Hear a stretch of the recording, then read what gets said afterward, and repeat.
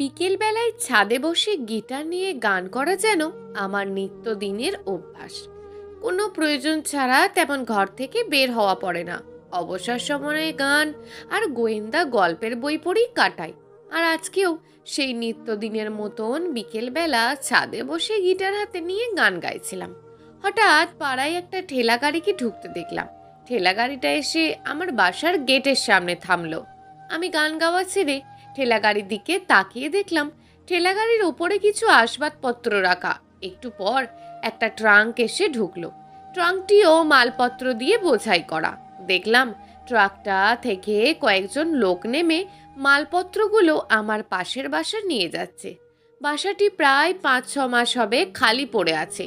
বাসার মালিক সপরিবারে বিদেশে থাকেন, তাই সহজেই বুঝতে পারলাম বাসাটি ভাড়া দেওয়া হয়েছে। ট্রাক ও ঠেলাগাড়ি থেকে মাল নামানোর একটু পরে একটা গাড়ি এসে বাসার সামনে থামলো। গাড়ি থেকে 3জন লোক বের হলো, একজন মধ্যবয়স্ক পুরুষ আর একজন 40 ঊর্ধ্ব মহিলা এবং তাদের সাথে একজন 20 কিংবা 22 বছরের তরুণী। ওদেরকে পাশের বাসায় ঢুকতে দেখে বুঝলাম এরাই বাসাটির নতুন ভাড়াটে। এভাবে হঠাৎ সন্ধ্যা হয়ে আসলো। বাসায় এসে ফ্রেশ হয়ে পড়ার টেবিলে বসলাম। তারপর একটা গোয়েন্দা গল্পের বই হাতে নিয়ে পড়া শুরু করলাম। ছোটবেলা থেকেই প্রবল ইচ্ছা একদিন বড় গোয়েন্দা হব, কিন্তু তেমন সুযোগ সুবিধা কখনো হয়েই ওঠেনি। একটু পর আমার প্রেয়সীর ফোন আসলো। তার সাথে প্রায় অনেকক্ষণ কথা বলার পর আম্মু এসে রাতের খাবারের জন্য ডাক দিলেন। আমি প্রেয়সীর কাছ থেকে বিদায় নিয়ে খাবার টেবিলে গিয়ে খেতে বসার পর আম্মু জানালেন মাংসের তরকারিটা আমাদের নতুন প্রতিবেশীর মেয়ে দিয়ে গেছে। মেয়েটা নাকি নিজের হাতে রান্না করেছে, ভালোই রান্না জানে। তাহলে আমি আম্মুর কথায় কোনো উত্তর না দিয়ে খাওয়া শুরু করলাম। না, মেয়েটা দেখছি ভালোই রান্না করে, মনে মনে বললাম। কিন্তু আম্মুকে বুঝতে দেয়া যাবে না, তা না হলে আবার উনি আমার বিয়ের কথা বলে মাথা খারাপ করে দেবেন। এই কয়েকদিন ধরেই আমাকে বিয়ে দেওয়ার জন্য আম্মু আর আব্বু নাছোড়বান্দা হয়ে গিয়েছেন। কিন্তু আমার মতন বেকার ছেলেকে কেই বা মেয়ে দিতে চায়। আবার আমার প্রেয়সীও বলে দিয়েছে চাকরি না পেলে নাকি আমাকে বিয়ে করবে না। তাই আমি আর কোনো কিছু না বলে চুপচাপ খেয়ে সেখান থেকে উঠে চলে আসি। এসেই বিছানায় শুয়ে ঘুমিয়ে যাই। পরের দিন সকালে উঠে ফ্রেশ হয়ে রুম থেকে বের হই। অন্যদিন আম্মু এসে নাস্তা করার জন্য ডেকে দেন, কিন্তু আজকে না ডাকাই ভাবলাম কোনো কাজে হয়তো ব্যস্ত। তাই আম্মুকে খুঁজতে গিয়ে দেখতে পাই উনি ড্রয়িং রুমে বসা, সাথে একটা মেয়ে। দুজনের হাতেই চায়ের কাপ। মেয়েটা বেশ সুন্দরী, গায়ের রং ধপধপে ফর্সা, কালো লম্বা চুল, গোলাপি ঠোঁট আর চোখে কালো কাজল দেওয়া। মেয়েটার দিকে তাকানোর পর আমার চোখ যেন সরাতেই পারছিলাম না। হঠাৎ আম্মু পিছনে তাকিয়ে দেখেন আমি মেয়েটার দিকে হাঁ করে তাকিয়ে আছি। কি রে, এভাবে কি দেখছিস? আম্মু হেসে আমায় জিজ্ঞেস করলেন। আম্মুর কথাই যেন আমার ঘোর কাটলো। আমি লজ্জা পেয়ে কথা ঘোরাতে বললাম, না আসলে আমি চা খেতে চাচ্ছিলাম, 1 কাপ চা বানিয়ে দেবে? তুই নিজে বানিয়ে নে না, যা, রান্নাঘরে সব রাখা আছে। এ কথা বলেই আম্মু মেয়েটার সাথে আবারও গল্পে মনোযোগ দিলেন। কিন্তু আমি এতটাই অবাক কখনো হয়নি, কারণ আজ পর্যন্ত আম্মু আমাকে দিয়ে কোনো কাজ করাননি, এমনকি 1 কাপ চা বানিয়ে খেতেও বলেনি। আমার যখন যা দরকার সব কাজ আম্মুই করে দিয়েছে। আজ নিজের মার মুখে এমন কথা শুনেই আমি অবাক না হয়ে পারছিলাম না। আমি সেখান থেকে চুপচাপ কোনো কথা না বলে প্রস্থান করি।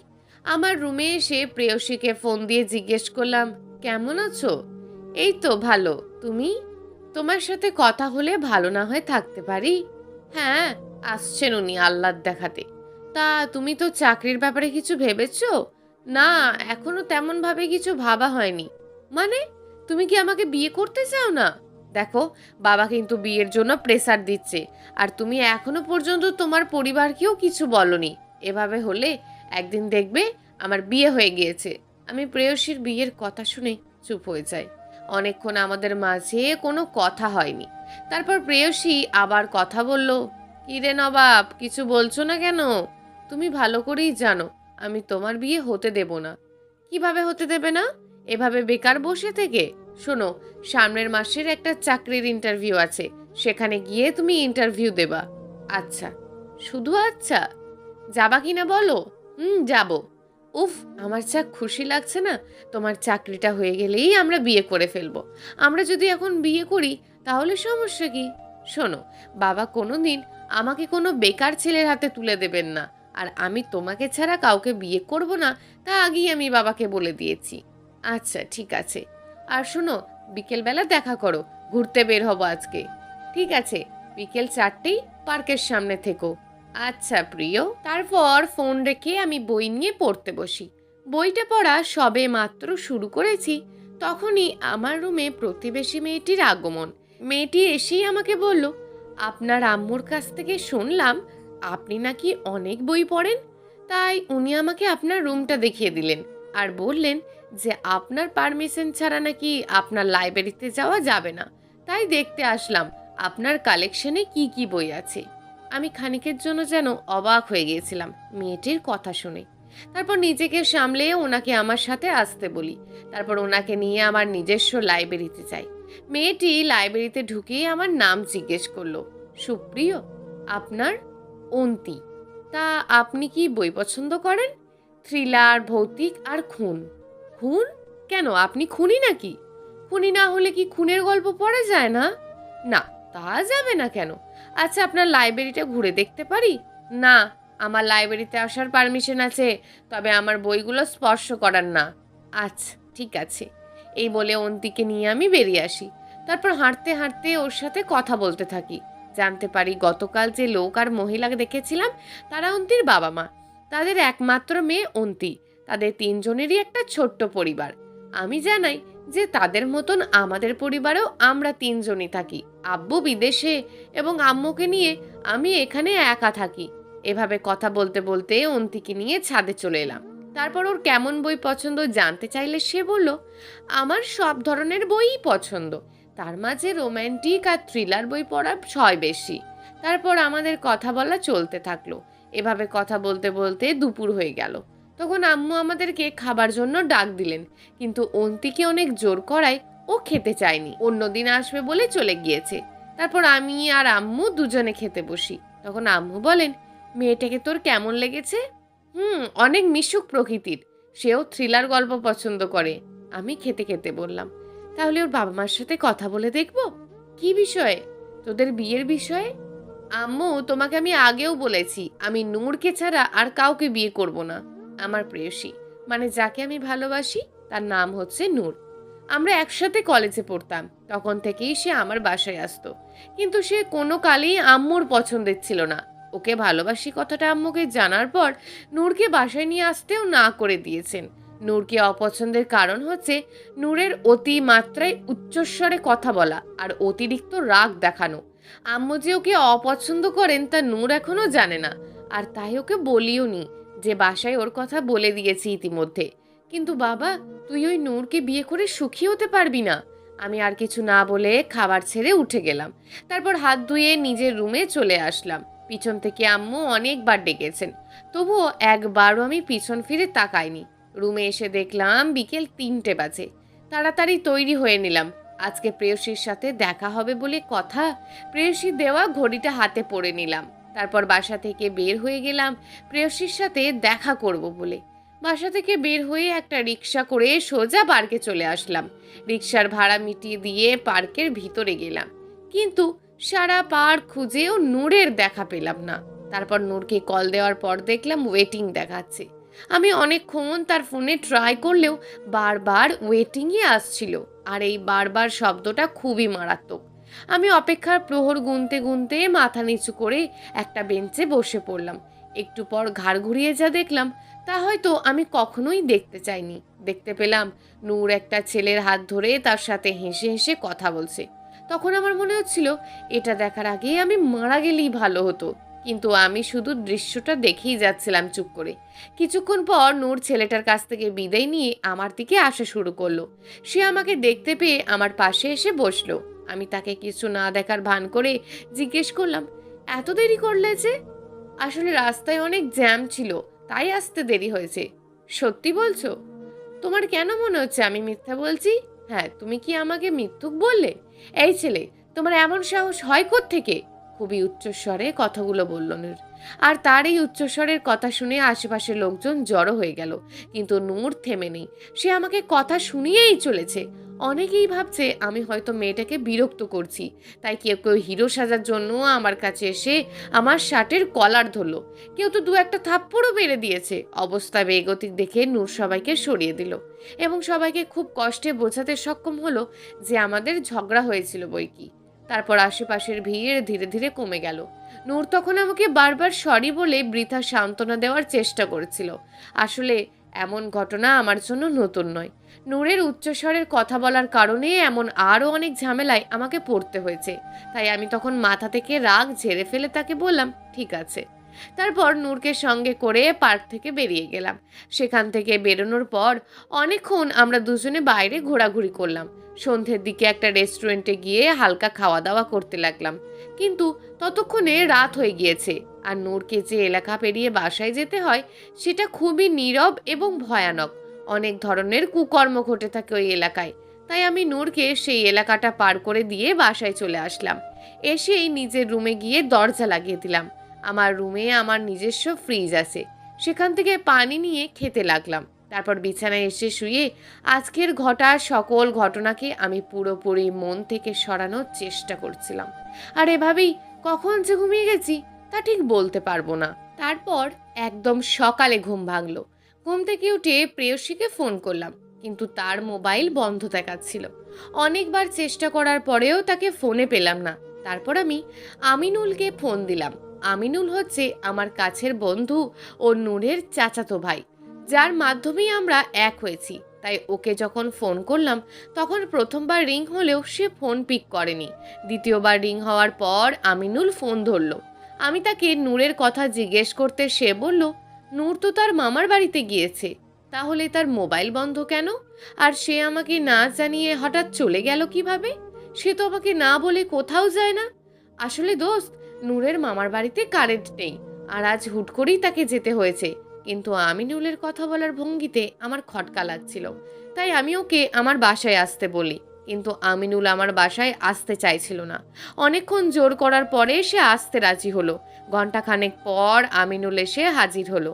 তাকে আমার রুমে নিয়ে এসে জিজ্ঞেস করলাম, দোস্ত সত্যি করে বলতো নূর কোথায়? আরে বন্ধু, তোকে বলেছি না নূর চাচার বাড়ি, সরি মামার বাড়ি গেছে। আমতা আমতা করে কথাগুলো বলল আমিনুল। তোর চোখ তো মিথ্যে কথা বলছে বন্ধু। আমাকে এসব বলে লাভ নেই, কারণ তোর চোখ অন্য কিছু বলছে। এবার সত্যিটা বল কি? সত্যটা জানতে চাস? সত্যিটা জানলে যে তুই নিজেকে সামলাতে পারবি না। মানে কি বলছিস তুই? চল আমার সাথে। তারপর আমিনুল আমাকে সঙ্গে করে বাসার নিচে নিয়ে আসলো। বাইকে বসিয়ে সোজা নিয়ে গেল থানায়। সেখানে গিয়ে দেখতে পাই নূরের বাবা মা দুজনে একটা চেয়ারে বসে আছেন। নূরের মা তার বাবাকে জড়িয়ে ধরে অনবরত কান্না করে যাচ্ছেন। আমাকে দেখার সাথে সাথে নূরের বাবা এসে জড়িয়ে ধরে কান্না করতে থাকলেন। আমি কিছুই বুঝে উঠতে পারছিলাম না।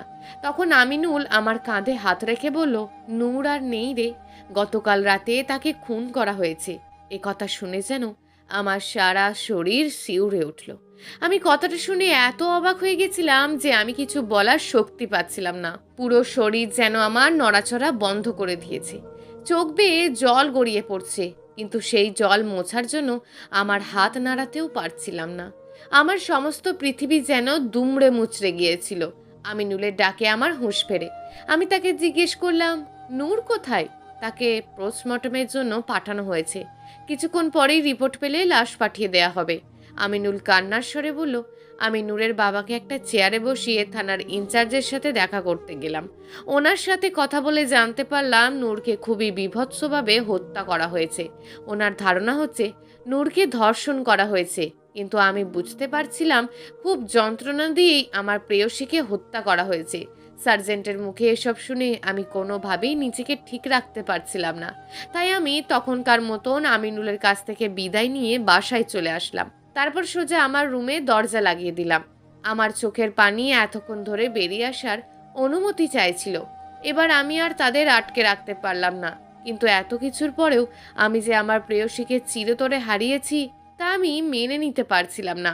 আমার কান্নার শব্দে আম্মু এসে দরজার বাইরে জিজ্ঞেস করলেন, কি হয়েছে বাবা, এভাবে কান্না করছিস কেন? তুই তুই দরজা খোল, প্লিজ বাবা দরজা খোল। কিন্তু আমি বিছানায় বসে কান্না করেই চলেছি। বারবার শুধু আমার প্রেয়সীকেই ডাকছিলাম, একটা বারের জন্য তাকে কাছে পেতে চেয়েছিলাম। তারপর কান্না থামিয়ে ফ্রিজ থেকে ঠান্ডা পানি বের করে খেয়ে রুমের দরজা খুলে দিলাম। অতিরিক্ত কান্নার ফলে চোখ মুখ ফুলে গিয়েছে। দরজা খুলে দেখলাম আম্মু দরজার সামনে দাঁড়িয়ে আছে। উনি আমাকে অনেকবার জিজ্ঞেস করলেন কি হয়েছে, কিন্তু আমি কথা বলার মতন পরিস্থিতিতে ছিলাম না।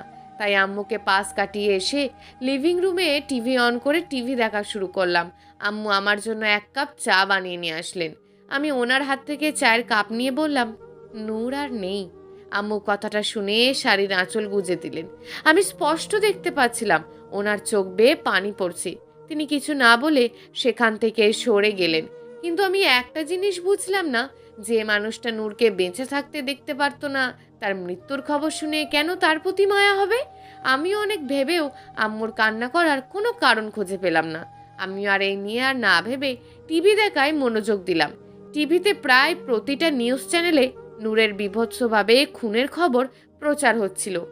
একই খবর বারবার দেখতে ভালো লাগছিল না, তাই আমি খেলা চ্যানেল এনে খেলা দেখছিলাম। ঠিক তখনই আমিনুলের ফোন আসলো। তারপর সে যা বলল তা শুনে আমি আরও অবাক হয়ে যাই। নূরের শরীরের ভিতরে একটা কাগজ পাওয়া গেছে।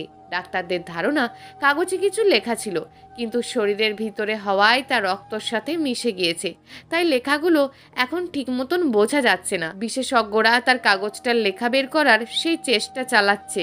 আমিনুলের কাছ থেকে সবটা শোনার পর আমি বললাম, ঠিক আছে, তুই আমাকে পরবর্তী খবর জানিয়ে দিস।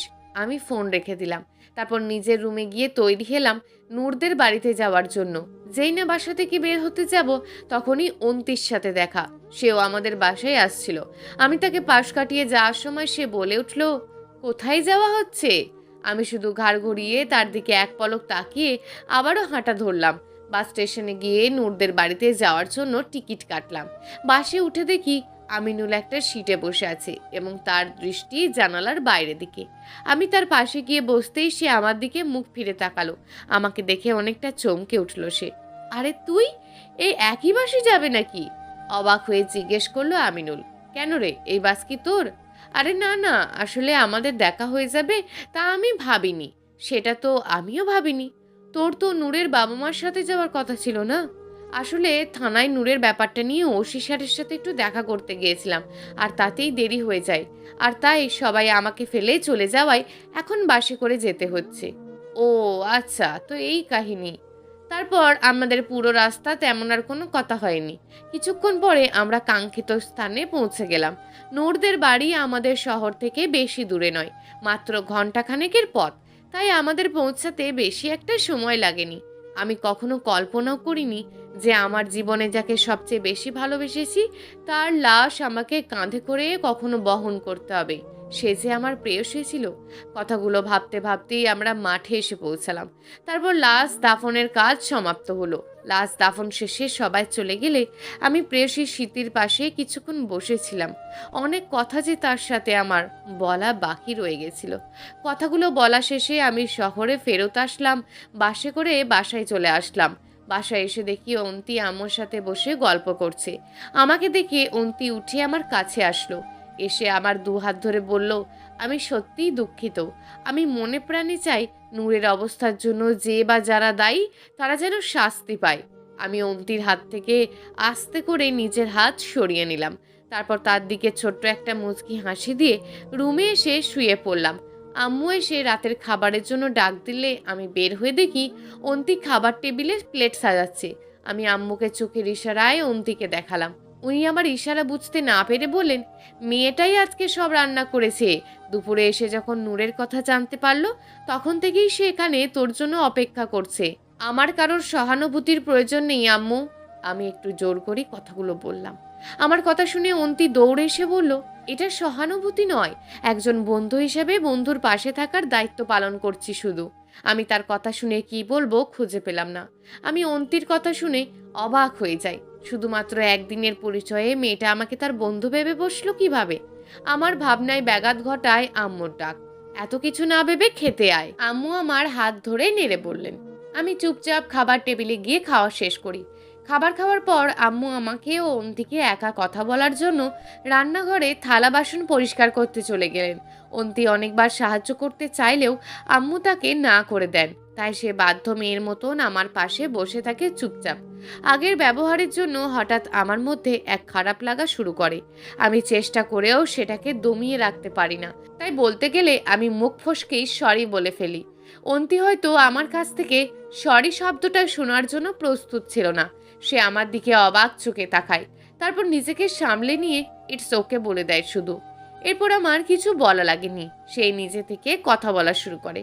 দুজনে কথা বলার সময় আম্মু এসে আমাদের গল্পে যোগ দেন। তারপর আমরা তিনজনে গল্পে মেতে উঠি। আমার তখন একবারের জন্য নূরকে মনে পড়ে না, কেন জানি না, তবে অন্তির সেই হাসি এবং মিশুক ভাবটা আমাকে যেন তার প্রতি এক অদৃশ্য মায়া জালে আবদ্ধ করে ফেলে। আমি ভুলেও টের পাই না কখনো আমি তার প্রতি আকৃষ্ট হতে পারি। তবে যখন অন্তির ঘড়ির দিকে তাকিয়ে দেখি রাত 11টা বেজে গেছে, তখন সে চলে যাওয়ার জন্য নিজের বাসায় প্রস্তুতি নেয়। কিন্তু কেন জানি আমার তাকে যেতে দিতে ইচ্ছে হচ্ছিল না, কিন্তু মনকে শান্ত করে তাকে বিদায় জানিয়ে নিজের রুমে চলে আসি। পড়ার টেবিলে নিজের ডায়েরিটা নিয়ে বসি। তারপর গত দুদিন ঘটে যাওয়া সকল ঘটনা লিখে ফেলি। ডায়েরি লেখা আমার এক পুরনো অভ্যাস। ছোটবেলা থেকেই আমি ডায়েরি লিখে আসছি। ডায়েরিতে আমার সাথে ঘটে যাওয়া সকল ঘটনাই আমি লিখে রাখি। তবে গত 2 দিন নূরকে নিয়ে ব্যস্ত থাকায় ডায়েরি লিখতে বসিনি, তাই আজ সব একসাথে লিখে ফেললাম। পরদিন সকালে ঘুম ভাঙে অন্তির ডাকে। চোখ খুলে দেখি অন্তি হাতে চায়ের কাপ নিয়ে দাঁড়িয়ে আছে। অন্তিকে দেখে আমি চমকে উঠে বসি। হঠাৎ খেয়াল হতেই কাঁথা দিয়ে নিজের শরীর ঢেকে ফেলি, কারণ আমি সব সময় খালি গায়ে ঘুমাই। গত 2 দিন ধরে আমি যতবার অবাক হয়েছি, মনে হচ্ছে খুব জলদি হার্ট ফেল করার অবস্থা হবে। অন্তি আমাকে খালি গায়ে দেখে চোখ নিচু করে হাতে থাকা চায়ের কাপটা আমার বিছানার পাশে রাখে। তারপর চা খেয়ে নিও বলে চুপচাপ বেরিয়ে যায়। আমি বিছানা থেকে উঠে দরজা লাগিয়ে দিয়ে বাথরুমে ফ্রেশ হয়ে আসি। তারপর একটা টি শার্ট পরে চা খেতে খেতে রুম থেকে বেরিয়ে আসি। লিভিং রুমে এসে দেখি আম্মু ও অন্তি বসে গল্প করছে। আমি ওদের দিকে তাকিয়ে মুচকি হাসি দিয়ে একটা সোফায় বসি। চা কেমন হয়েছে? আম্মু আমার দিকে তাকিয়ে জিজ্ঞেস করলেন। তোমার হাতে চা তো সবসময় ভালো হয়, তবে আজকেরটা একটু অন্যরকম ভালো হয়েছে, আমি চা খেতে খেতে আম্মুকে বললাম। কিন্তু আমাকে আবারও চমকে দিয়ে আম্মু বললেন, চাটা অন্তি বানিয়েছে। আমি এই কথা শুনে আর চোখে অন্তিকে দেখলাম। সে মুচকি মুচকি হাসছে।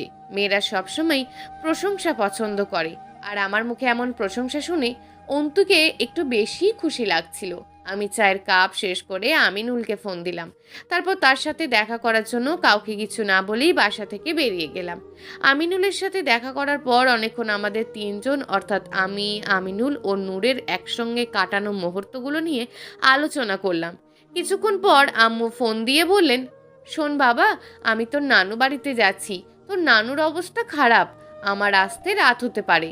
আমি ওনাকে ঠিক আছে, সাবধানে যেও বলে ফোন রেখে দিলাম। দুপুরে আমি আর আমিনুল একসাথে খাওয়া দাওয়া করলাম। তারপর আমিনুলের সাথে নূরের বাবা মার সাথে একবার দেখা করে আসলাম। নূরের বাবা মাকে দেখেই আবারও কান্না শুরু করে দিলেন। উনি বারবার আমার কাছে ক্ষমা চাচ্ছিলেন। ওনার এই অবস্থা দেখে আমি আমিনুলকে সাথে করে বেরিয়ে আসি। তারপর থানায় একবার গিয়ে ওসি স্যারের সাথে দেখা করি। উনি শুধু আশ্বাস দেন যে খুনিকে ধরার আপ্রাণ চেষ্টা চালাচ্ছেন।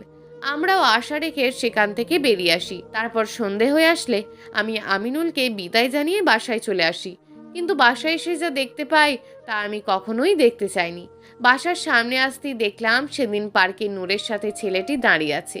তাকে দেখে মনের ভেতর অনেকগুলো প্রশ্ন ঘুরপাক খাচ্ছে। ছেলেটি আমাকে দেখে আমার কাছে এসে সালাম দিল। আমি তার উত্তর না দিয়েই তাকে পাশ কাটিয়ে হাঁটা ধরলাম। সে পিছন থেকে আমার হাত ধরে বলল, ভাই, আমি জানি আপনার ভিতর কি বয়ে যাচ্ছে, তবে আপনার সাথে কিছু কথা বলতে এখানে এসেছি। ছেলেটির কথা শুনে আমি অবাক হয়ে গেলাম। তারপর অধীর আগ্রহে তার কথা শুনতে লাগলাম। ভাই, আমার নাম সালেক। আমার বাবা হচ্ছেন নূরের বাবার বন্ধু। একদিন বাবা জানালেন যে ওনার বন্ধুর মেয়ে খুব ভালো এবং তার নাম নূর। তো আমাকে তার সাথে দেখা করতে বলে আমি নূরের সাথে দেখা করতে যাই। প্রথম দেখাতেই ওকে ভালো লাগে এবং ওকে বিয়ের জন্য প্রপোজ করি, কিন্তু সে তৎক্ষণাৎ মানা করে দেয় এবং স্পষ্ট জানিয়ে দেয় যে সে অন্য কাউকে ভালোবাসে। আমি তাকে আপনার সাথে দেখা করানোর কথা বলি। সেও বলে দেখা করাবে, কিন্তু এর পরে আমি খবর নিয়ে আপনার সাথে দেখা করতে আসি। আমি আসলে জানি না কিভাবে আপনাকে সান্ত্বনা দেব। আমি বলার মতন আসলে কোনো ভাষা নেই। তাও এই কঠিন পরিস্থিতিতে নিজেকে শক্ত রাখুন ভাই। ছেলেটি কথা বলে যাচ্ছে আর আমি হাঁ করে দাঁড়িয়ে আছি। নিজের ভিতর ঝড় বয়ে যাচ্ছে এখন। আমি কখনোই ভাবিনি ঘটনাটি এমন হবে। মনে মনে ভাবছি, সেদিন যদি নূর ছেলেটির সাথে পরিচয় করিয়ে দিত, তাহলে হয়তো আজ সে আমার কাছে থাকতো। এত বড় ভুল আমি কিভাবে করলাম? কিভাবে ভাবলাম আমার প্রেয়সী অন্যের সাথে যেতে পারে? না, এটা হতে পারে না। আমি তো তাহলে প্রেয়সীর অপরাধী হয়ে গেলাম। ভাবনায় বিচ্ছেদ ঘটলো ছেলেটির ডাকে। ছেলেটির দিকে তাকিয়ে বললাম, না, আমি ঠিক আছি, আপনি এবার আসতে পারেন। আপনার সাথে কথা বলে ভালো লাগলো। ধন্যবাদ এখানে আসার জন্য। ছেলেটি মুচকি হেসে বিদায় নিয়ে চলে গেল। আমি ছেলেটির চলে যাওয়ার দিকে এক দৃষ্টিতে তাকিয়ে থাকলাম। ছেলেটি চলে গেলে যখন বাসায় ঢুকতে যাব, ঠিক তখনই অন্তি পিছন থেকে ডাক দিল। পিছু ফিরে দেখি অন্তি আসছে। সে এসে বলল, আন্টি জানিয়ে গেছেন ওনার আসতে রাত হবে, আপনি আজকে আমাদের বাসায় খেয়ে নিন। আমি তার উত্তরে বললাম, বাসায় পর্যাপ্ত জিনিস রয়েছে, আমি রান্না করে নেব। তাহলে আমিই রান্না করে দিয়ে দিচ্ছি। অন্তির কথা শুনে বললাম, যা খিদাও লেগেছে, তার উপর গোসলও করতে হবে, তাই তাকে হ্যাঁ সূচক মাথা নাড়িয়ে ভেতরে নিয়ে আসলাম।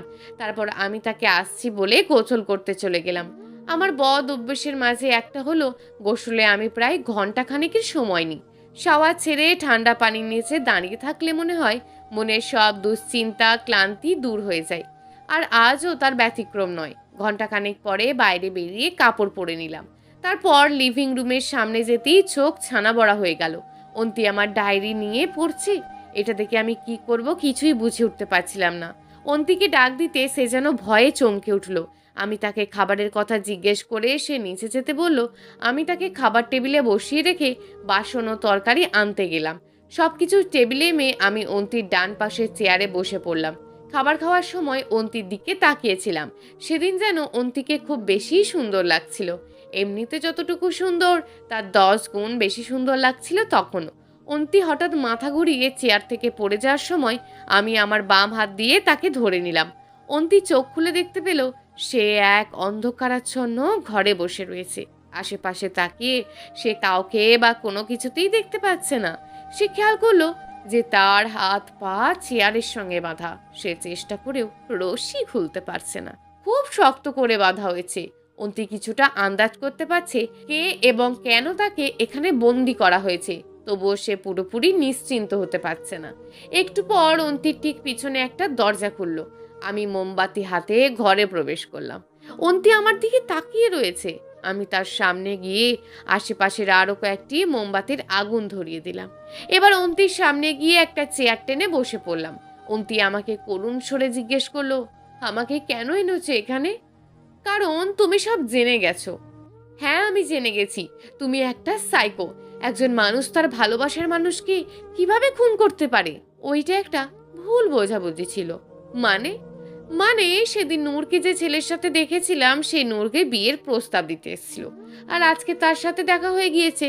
তা যাই হোক না কেন, তুমি তো তাকে ভালোবাসতে। আর কোনো খুনিও এমন লোমহর্ষকভাবে কাউকে খুন করে না। মেয়েটা কতটা যন্ত্রণা পেয়েছে তুমি বুঝতে পারছো? আমি আমার প্রেয়সীকে ভালোবাসি বলেই তো তাকে এখনো আমার কাছেই রেখেছি। তার হৃৎপিণ্ড আমার রুমের ফ্রিজে রাখা আছে। সেই হৃৎপিণ্ডকে আমি সারা জীবনের জন্য আমার করে রেখে দিয়েছি। তুমি তুমি আসলেই একটা সাইকো। হ্যাঁ, ঠিক বলেছ, আমি সাইকো, খুব বড় ধরনের সাইকো। আর এই সাইকোর হাতেই সুন্দরী তোমার প্রাণ যাবে। কিন্তু তুমি নূরকে কিভাবে মারলে? আচ্ছা যাও, বলি তোমায় সেই কাহিনী। সেদিন তাকে ইচ্ছে করে আমি রাত পর্যন্ত নিজের সাথে রাখি। তারপর সন্ধে হলে ওকে ওই জায়গায় নিয়ে যাই যেখানে মানুষ খুব একটা আসা যাওয়া করে না। সেখানে যাওয়ার আগে একটা কাজ সেরে নিই, তাকে হত্যা করার জন্য একটা ছুরি কিনে ফেলি। তারপর সেই জায়গায় গিয়ে আমরা রিক্সা থেকে নেমে পড়ি।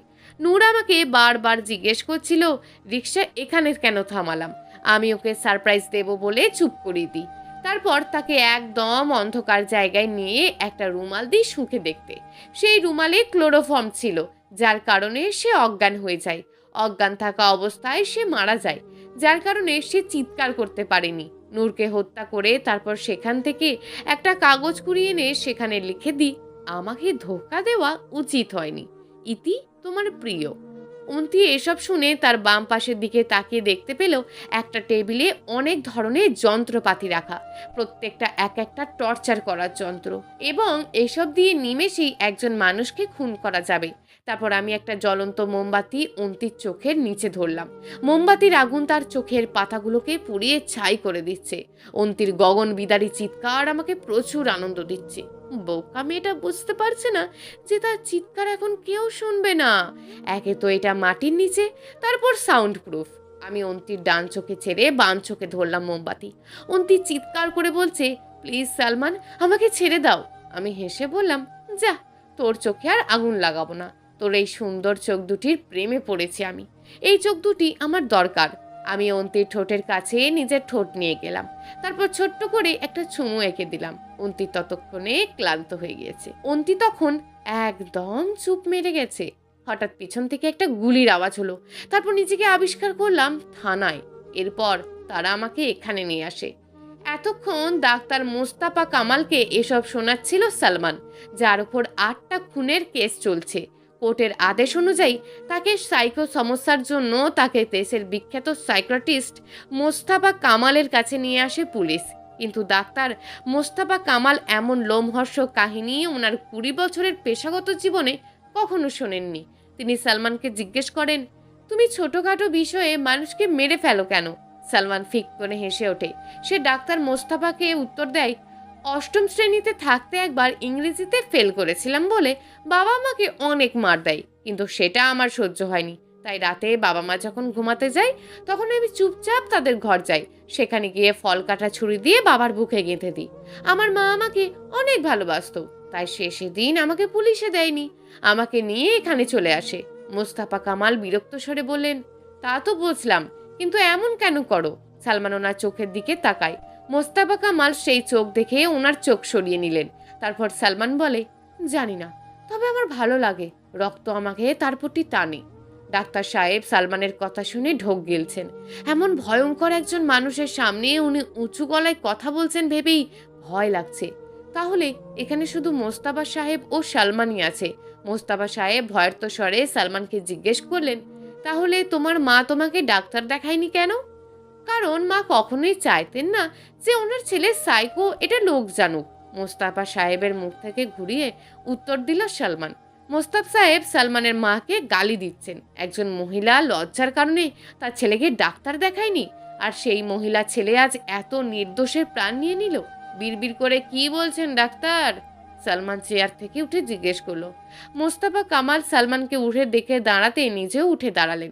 তারপর সোজা চেম্বারের দরজার দিকে দৌড় দিলেন। সেখানে উপস্থিত পুলিশদেরকে সালমানকে নিয়ে যেতে বললেন। তারপর সালমানের কেসের দায়িত্ব থাকা এসআই আবুল কালিমের সাথে যোগাযোগ করে জানালেন যে সালমানের এই মানসিকতার জন্য তার মা দায়ী। সালমানকে রাখা হোক আপাতত, তবে সালমানের মার শাস্তির প্রয়োজন রয়েছে। এমন মহিলা থাকলে সালমানের মতন সাইকো আরও জন্মাবে। সন্তানকে ভালোবাসা সঠিক, তবে এমন অদ্ভুত ভালোবাসা সমাজের জন্য ক্ষতিকর হতে পারে। এই গল্পটির উদ্দেশ্য হলো, কিছু মা বাবা সন্তানকে এত ভালোবাসেন যে তাদের ভুল ত্রুটি এড়িয়ে যান। একসময় তারা মনে করেন যে এসব ভুল ত্রুটি কিছুই নয়, এবং এর থেকেই তারা আস্তে আস্তে বড় ভুলের দিকে এগোয়। তাই সকল মা বাবাকে সচেতন হতে হবে। নিজের সন্তানের খেয়াল রাখুন। প্রিয় দর্শক, এই গল্পটা আপনাদের কেমন লাগলো তা অবশ্যই একটি কমেন্ট করবেন।